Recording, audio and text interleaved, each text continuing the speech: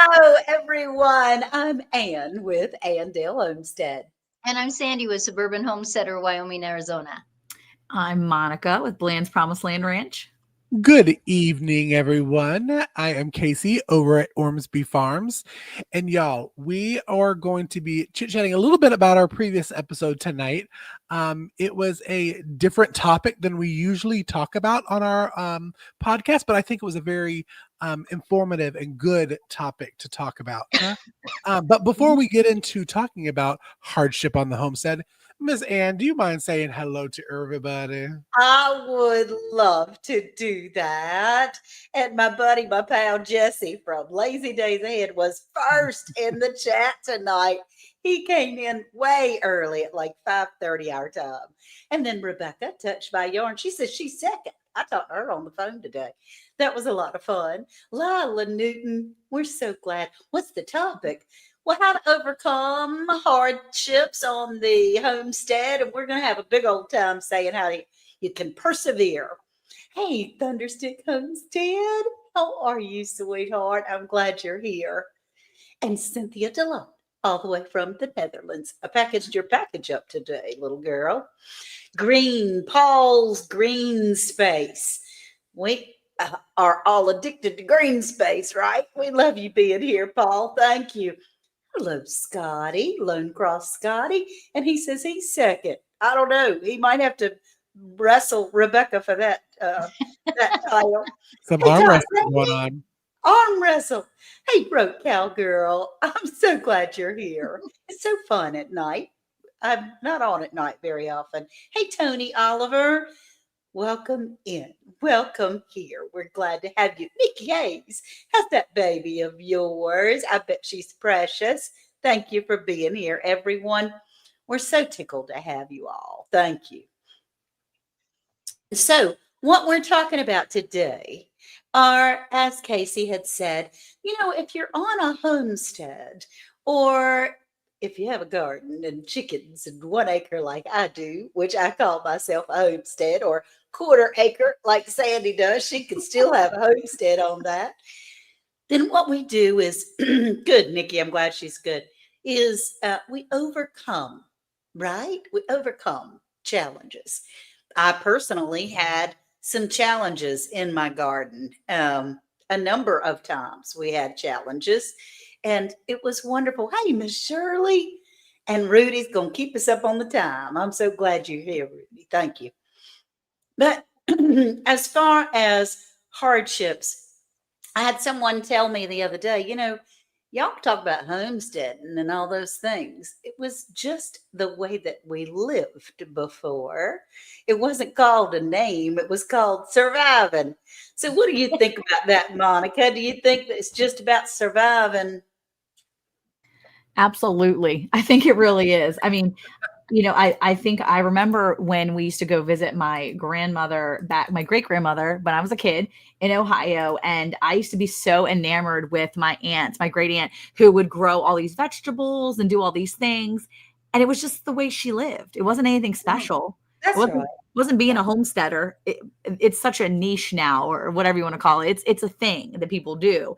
And it really is just a way of life. It's just the way you live. And you take the highs and the lows, and it's just the ebb and flow of life. Whether you're, having a great day or a really terrible one, you're going to have them, whether you're on the homestead or whether you're just at your home. There's always a tomorrow. That's right. There is. So yeah, no, I think it really is just a way of life for so many people. And we just put a name to it now. I think that's with a lot of things nowadays, though. 2024 has a lot of labels that are coming into play. And the 2020s, I will say, let's just say the last 4 years, there's a lot of labels on things that we just didn't label before. And it's not necessarily a bad thing. It's just that we didn't have a name for it. Right. It was just the way we lived. And sometimes labels are, ugh, but for the most part, it helps us to identify with other people and to build that community and camaraderie. So yeah, I mean, it's just the way it is. Right. That's right. And Sandy, you and I come very much from the same generation. And it was just survival then at the time, right? And are you saying we're old? Is that what you're trying to tell everybody in the chat? Experience where she The was. more experienced is the, Experience. a seasoned, I think is what they call Season. it. We love a good seasoning. Yeah, seasoned homesteader. That's Yes. right. Well, I think it's if you're a homesteader, you live in town, you live wherever you live, things will happen. That's just the facts of life. So I think you if you have a good perspective, what can I learn in a situation? Okay. Just say we lost an animal. Now what can I learn? Was Right. there something that I could have prevented so this never happens again? So you don't have, not to say that you don't grieve when you lose an animal, because you will, it will surprise you actually. But I think it's all in the perspective. Life is not a secret tip that we can tell you that, okay, if you do this, you can build that wall around you and nothing's going to affect you. That's not life. That's right. So I think if you take wisdom from people take wisdom from people from history, look at Ireland and the potato famine. They chose eventually to only have one kind of potato. There was a monoculture across the whole country. And when that blight came, it destroyed a crop for a year, and then 2 years, and then the next year it was okay, and then the year after that it was there again. Wow. So that what they did is they literally sent people to South America to find other potatoes. Wow. So it's just something that we learn. It's a process, and it's okay to have the hard times as well as the good times. And I think that's what you get memories, you get stronger, and a homesteader always has to be able to get stronger or they Yeah. won't survive. Right. I think it's important too, because, when you have a season that may be down, you can learn new things in that season. Like this year, I literally had no garden. It was the first time in 10 years I didn't have a garden at all. Like no garden. I tried and it hurt so bad. My back was killing me and I just couldn't do it. And I was so mad and so discouraged. But in the grand scheme of things, I learned a new skill. I learned a lot of new skills this season. They weren't particularly into the gardening realm, but they were in canning and other things that were still making my home a home and a better place for my kids. And so I grew in other areas knowing that I wasn't able to do the one thing that I really wanted to do, but that's just the season that I was in that was for other things. So I was able to build skills in that. And I think it's really about your perspective. Like you said, if you're one thing fails here, then jump on another thing and maybe you can learn something in that season. Right. Yeah. That's I think right. Casey had the hardship with lettuce years ago. Well, I'm still having failure on lettuce. I mean, that's one of those Irish potato kind of things year after year. But I think it's not even, I think we talked about it on the podcast. It's not even a loss of an animal or a loss of a person. It could be loss of a crop that you're kind of learning. It could be loss of a job that is your revenue of finances that pay for groceries. Something always happen. It's how you respond to that issue that happened is what's going to make you a better person and a better homesteader. And I think there was a comment, if I can find it back there, that, let's see, technically we're not homesteaders because homesteaders were those that claimed land and had to raise crops to make a profit for 5 years. Well, Gwen, actually, that is kind of like me to I just hate making profits, girl. But no, yes. What are the other ones? Oh, the hobby farm. All these niche names that came out. Yeah, these cool Really, little around what 2020 is when it really got popular on YouTube and Instagram. The word homesteading or hobby farm. when everybody was stuck at home. That's right. Yes, and had to learn what to do. But yeah, I think everything that we've talked about, it's how you respond to that situation to grow in the future and to learn, because you're always going to have issues.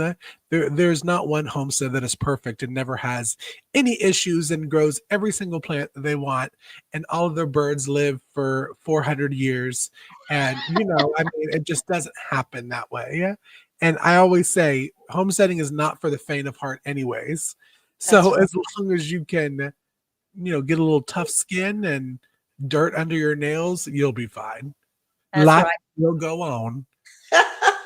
And we talk at Paul's Green Space says homegrown produce is so much better than anything you can buy from the shops. Oh, And absolutely. I believe biodiversity is the key in the garden.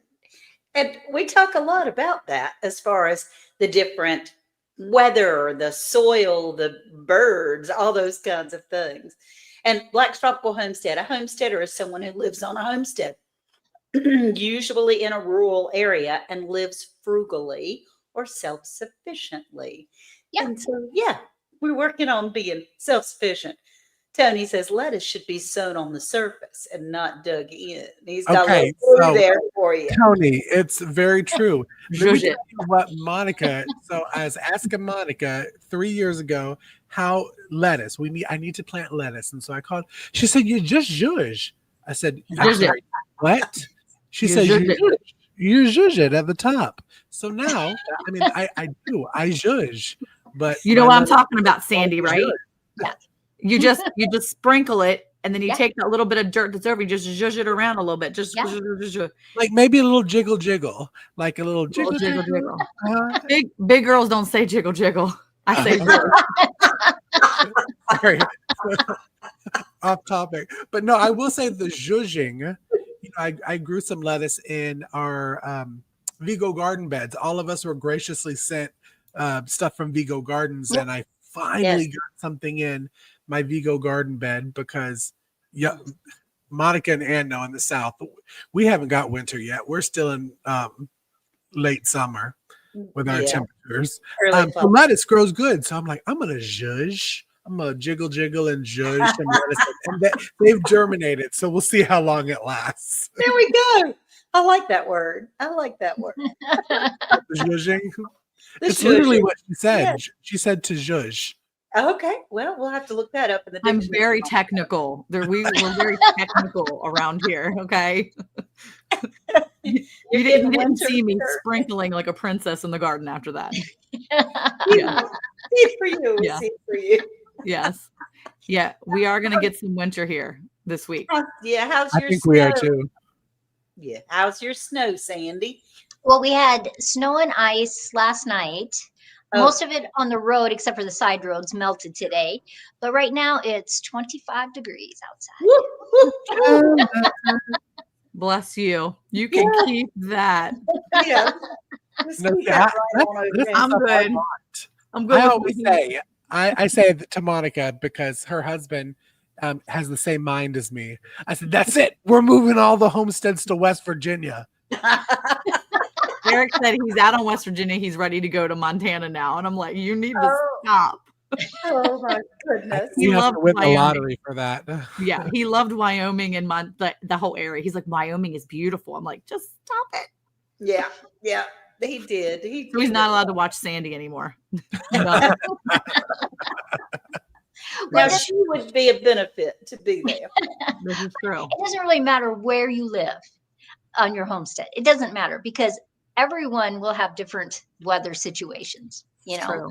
we have Absolutely. snow in the wintertime. We have hail in the summertime. Some places have tornadoes. Some places have hurricanes. Yeah. Every place has situations. So as a homesteader, if you can look at that and go, okay, how can I prepare so when those things happen, something goes through and it Mhm. destroys my whole garden. We had if we have a hailstorm. So the next year, what did I do? I put hoops over my raised beds and my parts of my garden, and I bought this screening that you would put on a window. The hail came that year and it didn't touch my vegetables. How about that? That's awesome. So it's just, things happen. You Mhm. reboot. Yep. What can I do? What can I change? How can I fix that if that's going to happen? And so you do. That's right. That's right. And we learn as well as far as in the dead of summer here when it's, 103 degrees or something. And you have to, we all want to go out of town. Let's see why I love watching y'all. Yeah. Well, you're in West Virginia. We do love you, Troy. Yes. We do. Eric Now- wants to go to West Virginia so bad. And I'm like, okay, stop. And then every time Casey says something, I'm like, stop it. We're not doing that. No, I just researched that West Virginia is one of the only states that still gets all 4 seasons, quote unquote, like temperature wise. Because Right. listen, I watch in envy of Sandy's videos for the snow because I'm like, it's a holly jolly Christmas and I'm getting pit stains. So it doesn't make me very like festive, Mm-mm. if you know I what I think, guess what? I'm gonna be reminding you when you're out there breaking up water bowls with ice chunks in them for all your animals. I'm gonna be reminding you how much you envy and want to be in Wyoming. I'll be like, remember that, Casey? I'll Yeah. be texting you. Don't worry. I'll be your conscience. Hey, hope And I you're having appreciate fun out that. there slicking around on ice, taking care of animal stuff with all that ice chunks. Hope you're having a good day. Did you get your plane ticket to Wyoming yet? Yeah, I'll be reminding you. Don't worry. And down in the comments, Nyla C said, hubby just needs to spend one winter month in Wyoming or Montana. He'll change his mind. I'm Yeah. in Wyoming at 20 degrees tonight. So Nyla, look, he'd love it there. He'd be so happy. His fingers would fall right off because he gets that thing where they turn white on the tips of them. And he would they literally turn white. The tips of his fingers turn white in the winter, and he has to go inside and get them warm. And I'm like, bro, your fingers will fall off. We can't be having you go. You can't. He's like, I'm fine. I'm like, Tell Mr. Bland he always could just wear gloves. You know, he there's this does. They that you get can rub white your hands. under the gloves. It's scary. Really? Oh, Troy, I'm popping the bubble right there. Pop, pop, pop. hey, two doves, peas, and garden. But yeah, I'm gonna have to send him to go visit Sandy once in the winter. what we say. He'll come back with nubs. That's right. No, we don't want that to happen. We don't want that. I mean, we all have trials and tribulations. You have trials and tribulations if you're breathing. It Mhm. doesn't necessarily mean you're going to have it. But what I feel like when you're around like-minded people, when bad things happen, and they do, it Mhm. helps us appreciate the good times. Absolutely. But what happens is we dissect it, or we try to take it, as Sandy said before, out of the box and try to break it down and say, what can I do differently next year? How can I do this? Where do I need to ask questions for knowledge, to seek other people's knowledge? What can I do to make things better for next time? Because there may be a next time the next day, but it's important to remember that as far as I'm concerned. Agreed. And don't you, when you're a homesteader, or you consider yourself a farmer or a rancher, however you place that thing on your head, whatever you decide you want to be called. The thing about people like us is when something happens to our neighbors, we are right there. Absolutely. You know, I think sometimes in a big city, you don't even know your neighbors. So you don't know what's happening in their lives. But the community where you live, if you surround yourself with that group, maybe your garden gets destroyed, but here they are bringing some of their produce, some of the things they've canned. That's right. And it's an amazing thing to watch, It you is. know, It to be really part is. of. Yeah. I remember once when I first started in YouTube, was bragging on my neighbors, how they had shared this or that with me. And I said that it's an art still now to be able to know your neighbors and have a relationship with the people that are close around you.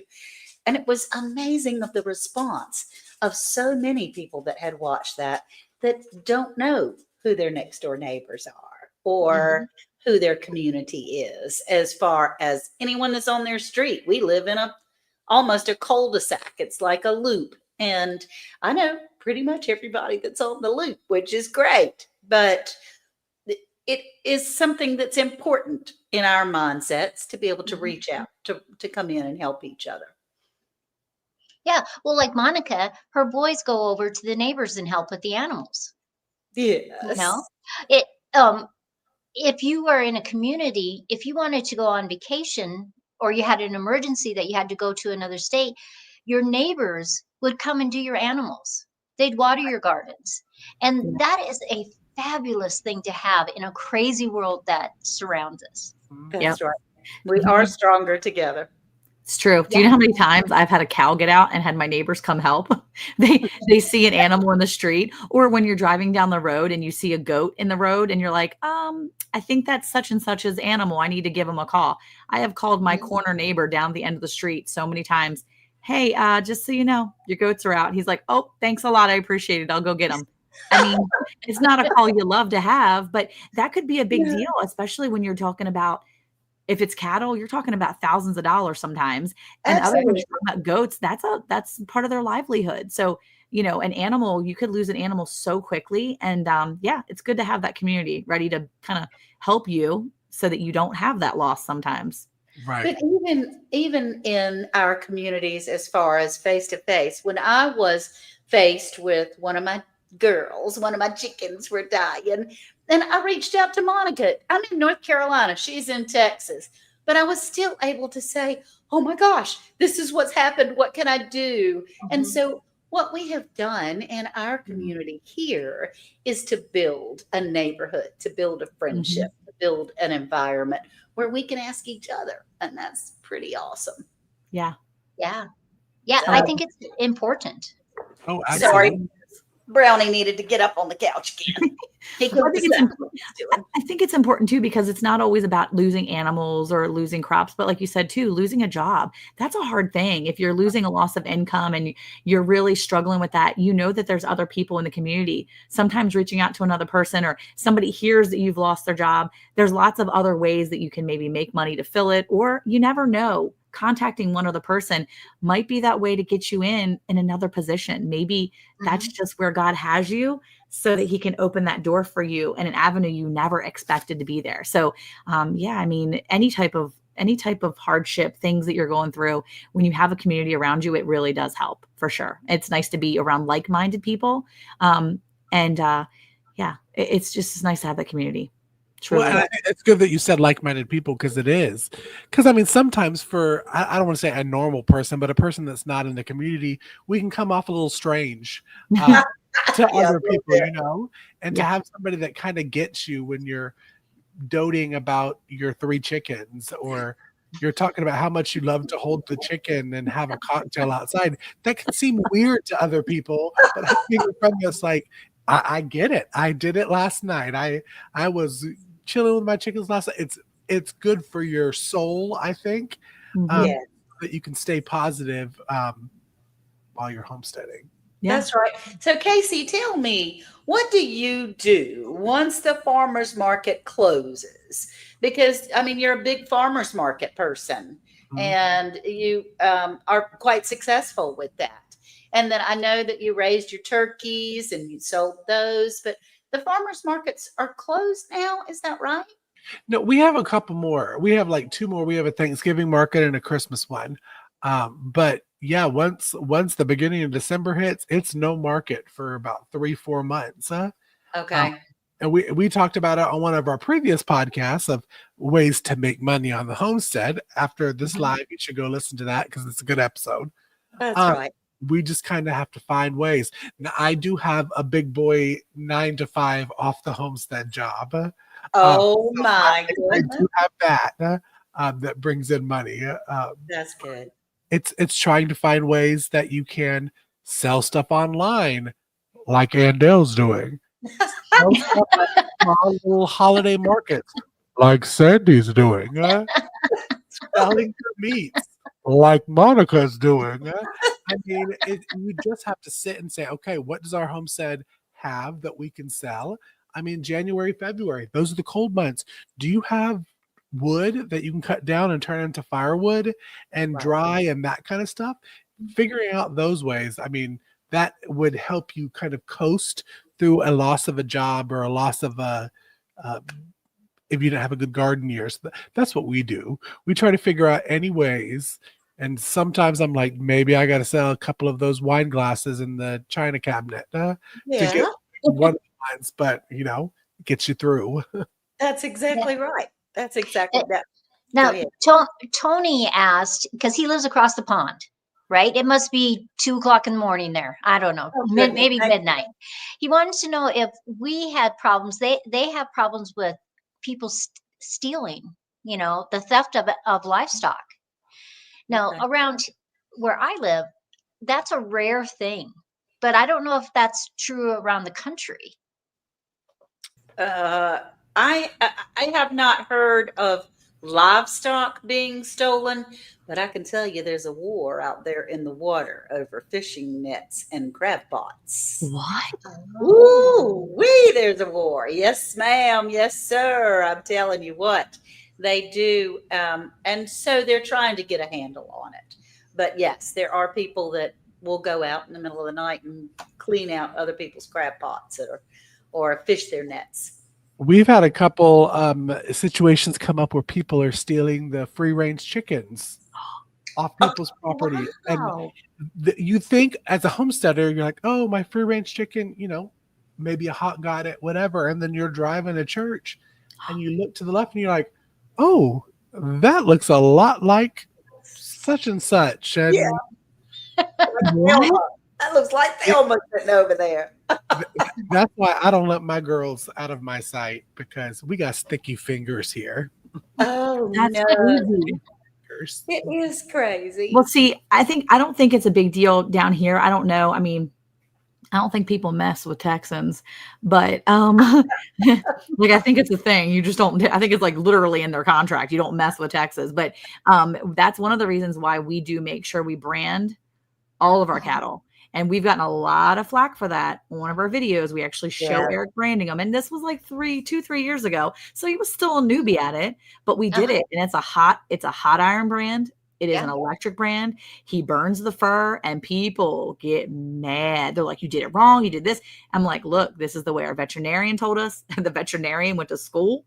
We confirmed that we're doing it the right way. They all heal up. But we do that so that if something happens and they get off our property, people can't claim it, because they have left our property before, and people will claim your animals. So I don't know about their thieving them necessarily, but if they get away, they'll take them in. exactly. So yeah. Down in Texas, are any of them putting those tattoos in their ears? So you can, I believe. We haven't done that, but I believe it's a thing that a lot of people are going to. But the brand is a lot harder to cut off, if you will. I mean, it's easier to get rid of an ear because if you find a cow and the brand is gone or whatever, plus we register their brands with the county. And so like we live in a tri-area. So we live within counties. So we actually have our brand registered in the counties wherever our animals are. So our county brand is registered. So if someone got our animal and then went outside of it and they tried to sell it at a market, it's already registered. So they'll see that brand come up during registration. So they would have to literally take it out of state. But I don't think it's a thing here, really. Not where I'm at and what I'm dealing with. So yeah, but that's wild that other people are dealing with. Monica's basically saying you can try and come to their house. I mean, you can try. You can try. It may not end well. My cattle are bucket trained. They're super nice. But I don't think you're getting them. So no, they're not going anywhere. They're stuck on the Bland's promised land. That's for sure. I want to thank Jessie for dropping my website. I do have a new website, you guys. AFLHomestead.com. I'm so tickled. I mean, it's a work in progress. It's just a little bitty baby website, but I do have some products in there that I'm making from the homestead. As far as I don't make my own castor oil, but we do have calendula flowers that have been dried, and soaking them and cooking them, infusing them with castor oil has been a big help for me personally for my skin. So it's like a Neosporin that doesn't have all the junk in it. It's just the good part, just the good part. That's exciting. Yeah. Yes. So thank you for putting that in there. That's why Jessie's popping all over everybody's channel. And Nyla says during hunting season, ranchers lost cattle and sheep. There were signs posted that it was illegal to shoot their cattle. And it just jumped cattle or sheep. Well, yeah, it should be illegal to shoot their cattle or sheep, for goodness sake. I was about to say them fight words. Yes. So it's been about 30 minutes, you guys. Yeah. And that was fast. It It was was. very fast. It was a lot of fun. And what we really wanted to bring to you tonight, go and listen to the podcast Yeah. of homesteaders and overcoming hardships on the Mhm. homestead. It does have a lot of wonderful information in it. We do have it on Round the Hay Bale. And if you go over to Round the Hay Bale, y'all, I was unsubscribed from Round the Hay Bale. What? That tricky YouTube. I looked up and I went, wait a minute, that's great. Dark and what in the world? That's So, yeah, crazy. so please check your subscriptions for Round the Hay Bale. When we get up to 500 subscribers, we're going to have a big old giveaway. And it's going to be amazing. So, anybody else have any closing statements? Well, I think we should also mention, because I can't believe how fast November has gone by, but next week is the week of Thanksgiving, and we have pre-recorded our podcast next week. So you won't see us live, but we hope you do tune in next Tuesday and Friday, because we had a lot of fun shooting that live. Yeah, it was. Also, tonight's episode will rerun Friday on Round the Email. So, like Ms. Ann said, head over there. Make sure you still subscribed. If you're not, give us a little subscribe. We really do appreciate it. And then you can see us Friday. If you weren't able to come in right at the beginning, you came in and caught like the last 5 minutes, come and tune back in Friday and chit chat with us. Yes, I just want to say, I know I speak for all of us when we say we thank everyone so much who comes in week Yes, after week. Yeah. And we hope that y'all have a wonderful Thanksgiving. And the reason we pre-recorded is because we would like to spend some family time with our families, and we hope you do as well. So That's right. till December, we'll see everybody in December, which is just. Wow. But we will see everyone in December on our next live, December 3rd, I think it is. 3rd, yes. Y'all say happy birthday to my son on November 28th, which is Thanksgiving Day. He's West, will be 40 years old. What? Woohoo! Happy birthday. Yes. Yes. So, Your boy Today will be is my granddaughter's birthday. She's 6. Oh, what's her name? Nisa. Happy Nisa. birthday, Nisa. happy birthday, Lisa. That's November's the birthday month. Okay, so Abigail will be 20. Her big 20, no more teenager, on the 29th. The day after your son turns 40, my girl, my only lonely girl, turns 20. Yay. Wow. That's So, a big deal. Yeah. Yeah. Tony's birthday is December 5th. I always tell him happy birthday on his birthday. Oh, that's so Very cool. sweet. Happy. Oh, we got 39 on the 22nd. Oh my gosh. Awesome. Look at all these November ones. That's Mike. Yeah. I'm telling you. We do. We have lots of November. Oh, that's cool. Well, thank you all so much for being here. I just had to scoop that in there. Not that he listens to his mother, but Well, he has to listen now. he's got to listen now because I'll tell him there's a surprise in there for him. We appreciate you all. Thank you so much for being here. Bye, everybody. And Bye, everyone. Bye-bye.